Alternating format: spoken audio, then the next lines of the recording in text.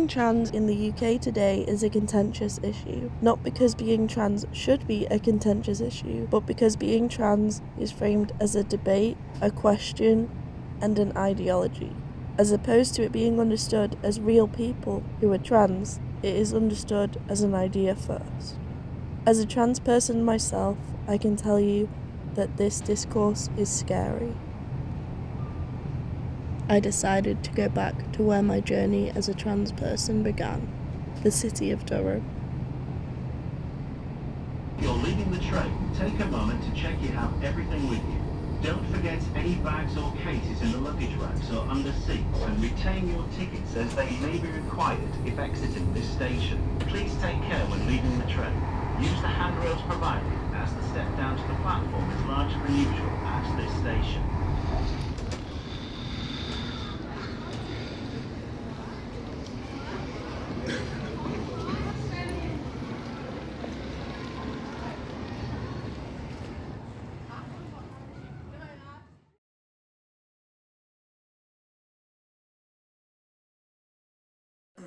This is the interview portion, just for future out here when they forget what this video is. I mean, my face is in this, so shouldn't that make it a bit obvious? I don't know. Okay. I'm stupid. Where am I looking at? Camera or you? Either. Me is fine. Okay, I'm going to do that. I find looking at the lens weird. Do you have any thoughts about, like, what the film was like? What it's like to be on that side of the camera? Oh yeah, it's funny to be involved in production, because normally I get sent everything right at the end, and then music doesn't itself have any kind of gender or identity, you know, it is just music. Ultimately, once it's performed, it's just what's in the air. When you're listening to it, when you're performing it, you're just there for the music. Then you don't really have to consider anything else around it. Compared to visual arts, no matter what it is, if it's film or animation, sculpture or anything like that, the way they display their art form is across some kind of space. Music is different because it entirely takes place across a space of time. It grows and evolves and it realises itself. I think there's a lot to say there about the self-discovery journey of realising what your identity is and figuring it out for yourself. It's not really a new thing to maybe potentially feel like a bit of an outsider for being a non-binary composer, but equally I don't think it would change much. You want to find your voice as a composer, and I was trying to work out what exactly that was, and I'm still working it out, but a lot of who I as a composer is, I'm very theme driven, and a theme doesn't have to be a tune or a melody. It can be a certain instrument, it can be a chord, it can be a structure, it can be lots of things.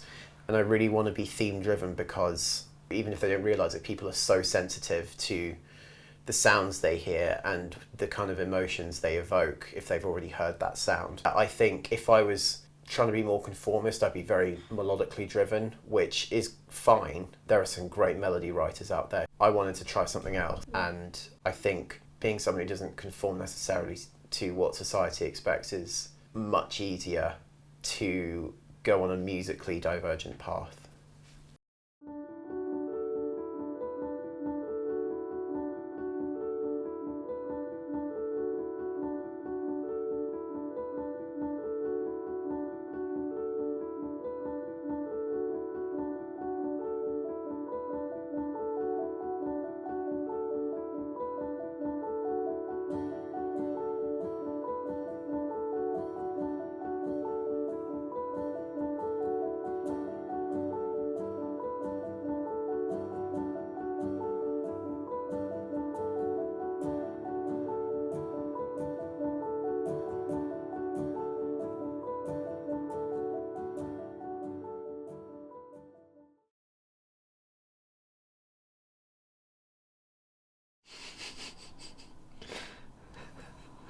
I study film. That is basically every film ever, isn't it? Like, something goes wrong, it's all fine. Something goes wrong, it's all resolved. That is a film. No, what it is it's all fine. Yeah. Something goes wrong, it looks like it's going to get better, Uh-huh. but it goes more wrong. And then they resolve. Yeah, I guess you got to have some tension. Disappear into the ether. Do you have a favourite print that you sell on your website? That's such a great question. One of my favourites is this one, which is an old reprint of it, but I love this one a lot. The Trans Rights Now one? The Puffin Time. Because I made it for my first wedding anniversary with my husband. They have like gay relationships and things, and they're like so chill about it. I love it. But they do this thing called billing, and it's the cutest thing. They go up to each other and they rub their beaks together, and it's like a mating, courting ritual thing.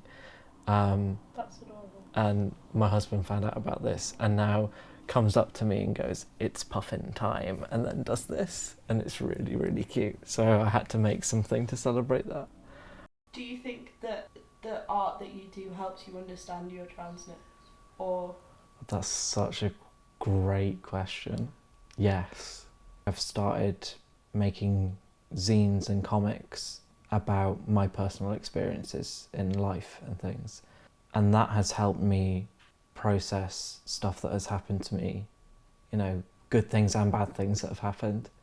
I use myself as a reference a lot of times. I will just get my phone out, take my clothes off, and take a photo in the pose that I need, because it's just easier than trying to find a reference. And doing that makes me reflect a lot on myself and how I perceive myself and what I think about my gender and my transness and what that means for me and how other people view it as well. So I used to be a singer.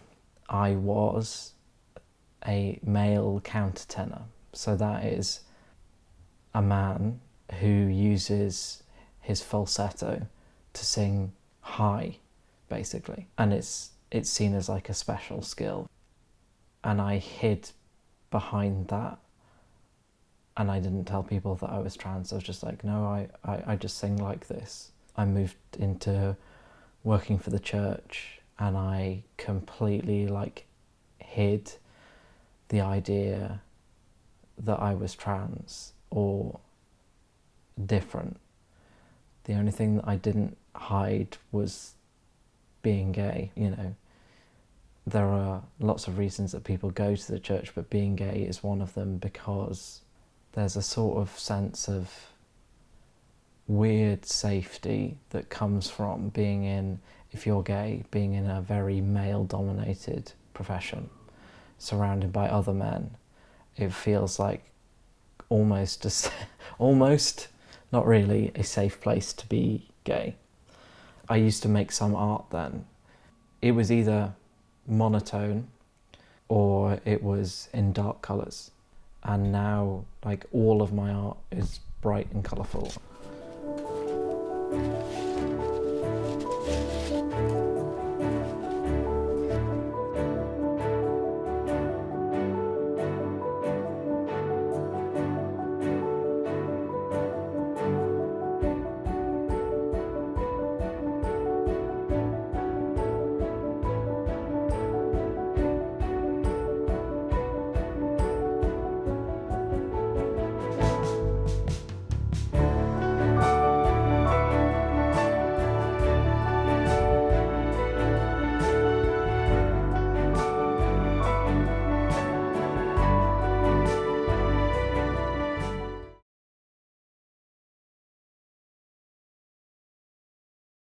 oh, you can see me in the mirror. Disgusting.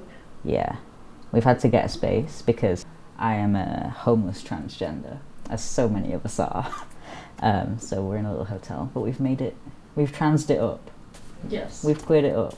Well, both of us being here is transgender. Well, yeah. Hello. Hi. Are we gonna do like a little interview, or? I can start with the interview if you want. Yeah, you want to ask me some little questions? Doing art Doing art. and understanding gender, do you think the two things go together? Yeah, definitely. For trans people, art is really important. A lot of being trans is all about like self-expression, and sometimes art is the best way to do that. Like if you want to, you know, experiment with different ways you can look, you can like draw it. You can do whatever kind of art that you like. Art is very important to us as a community. For like queer people to just come together and create without it actually having to be, I mean, just about being queer. Like sometimes a lot of queer groups just get together to talk about being queer, which is useful in itself. But sometimes you're gay and just want to hang out with other gay people and not have to talk about all the problems that we face at the moment, especially like for trans people. It's not looking good at the moment, government and policy-wise, and it's really scary. And sometimes we just don't want to talk about it, and we just want to be with our community and like be friends. And I think art facilitates a way for us to get together in a way that's not sad. I joined Newcastle Queer Art Club and started meeting other queer people in real life, which was really, really important to me. I literally probably wouldn't be here today if I hadn't met the people that I met that day. Poetry. I really like writing poetry. It's one of my favourite things to do. I haven't done it in months. It's called Change of State. This vessel of mine refuses stagnation, rather melts itself to liquid gold on high heat, smelted to remove inaccuracies of the flesh and remoulded in sandcast. It emerges cooled, glittering anew, a piece fit for renown. Taking in the Reformation, it stands tall, comfortable, eagerly awaiting the next. So I really like this one that I made, not to be vain, but it's nice about how being trans, like, to me, doesn't have an end point. Like, I don't think I'll ever reach a point where I feel like my transition is over. Like, I'm always going to be a trans person who's in, like, a state of change, and like I'm never going to hold myself to an identity and be upset if that changes. Like I believe that humans are very fluid creatures, and that applies to identity and gender and sexuality, and I'm going to take like every change in my life, my body, my spirit, whatever about me or my life as it comes, and it's gonna be fine, and it's actually gonna be really nice because you get to become a new person who's even happier every time. Let's do another poem. Okay. So this I wrote a couple of days before Trans Day of Visibility in March, and I was feeling a lot of mixed feelings about Trans Day of Visibility given our current political climate and Also that it has to exist in the first place. yes, and just existing as a trans person, having to think about it so heavily. So I wrote this, and it's a letter to my queer trans family. There's a certain sting when I hear talk of visibility. It sits sour on my tongue when we say it. It's another year, I'm still here, still queer, still weird, still living, still tired, still feared. But today, just today, the world sees it. Call me bitter, spitting the lemon pits from my lips, I moan about positives, I know. Like I know my siblings' fear and hurting. It sits heavy in my chest, heart burning, yearning for the world to turn its head and see how much of a cunt it's been to us. But I think there's the world, and then there's mine. Through even the darkest of nights it shines. The sweetest songbird sings a lullaby, arms wrapped warm around my shoulders with a sigh. Today, like all days, they're seen, as am I. I spend our special little day thinking how you dull visibility's stinging, and I'm so incredibly lucky to be seen, heard, loved by wonders like you.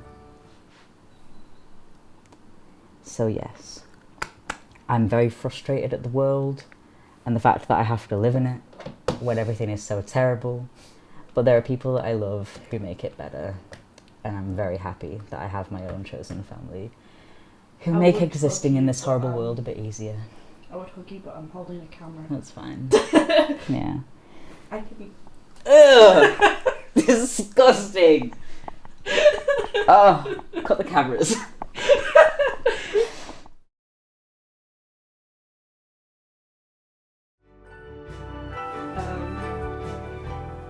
Yeah, that's everything. Peace.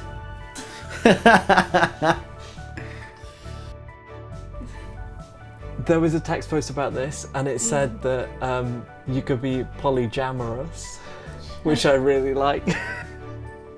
If everyone thinks that being trans is the worst thing ever and I'm going to be miserable the rest of my life, then actually no. I'm going to fill my life with whimsy and joy and have a wonderful time. Fuck you.